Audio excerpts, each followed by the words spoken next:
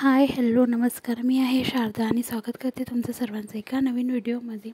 I hope तुम्ही खूप छान असाल, मस्त असाल आणि आनंदात असाल अशी आशा करते. आणि आजच्या छानशा व्हिडिओला करते सुरुवात. तर इथं चालू आहे माझं सकाळचं जे रुटीन असतं ते म्हणजे योगा. साधारण 15-20 मिनटं मी करते आणि त्याच्यानंतर मग लागते कामाला. तर आजच्या व्हिडिओमध्ये मी तुम्हाला दाखवणार आहे किंवा सांगणार आहे की मी दुपारच्या जेवणामध्ये काय जेवण करते. घरचं जेवण करूनच मी साधारण 1 ते 1.5 महिन्यामध्ये माझं 15 ते 20 किलो वेट लॉस केलेलं आहे. कुठलंही वेगळा पदार्थ न करता किंवा कुठलंही स्पेसिफिक रेसिपी न करता जे घरी बनवलेलं असतं ना तेच खाऊन मी माझं वेट लॉस केलेलं आहे. तर चला तुम्हाला दाखवते मी आजच्या व्हिडिओमध्ये की मी आज दुपारच्या जेवणामध्ये काय जेवते. जो मी सकाळी मिस्टरांना मुलाला टिफिन बनवून दिलेला होता त्याच्याचमधली भाजी चपाती खाऊन मी माझं एका महिन्यामध्ये 15 ते 20 किलो वेट लॉस केलेलं आहे.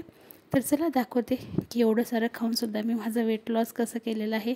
कारण की दुपारचं जेवण मी थोडंसं हेवी घेते, सकाळचा नाश्ता थोडा कमी घेते आणि रात्रीचं सुद्धा जेवण थोडं कमी घेते. म्हणजे रात्रीच्या जेवणामध्ये भाकर खाते, सकाळच्या जेवणामध्ये एकच प्लेट पोहे उपीट किंवा इडली वगैरे असेल तर 2च इडल्या वगैरे असे खाते.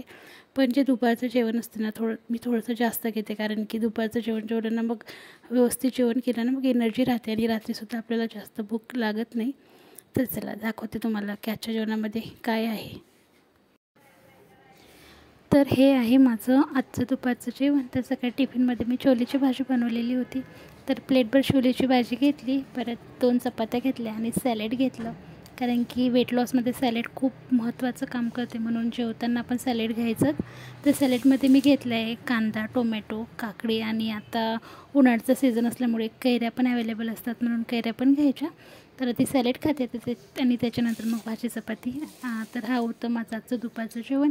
आय होप तुम्हाला आजचा व्हिडिओ आवडला असेल तर नक्कीच लाईक करा. तर चला भेटूया आपल्या नेक्स्ट व्हिडिओमध्ये. तिथपर्यंत बाय बाय आणि या तुम्ही पण सर्व जेवायला.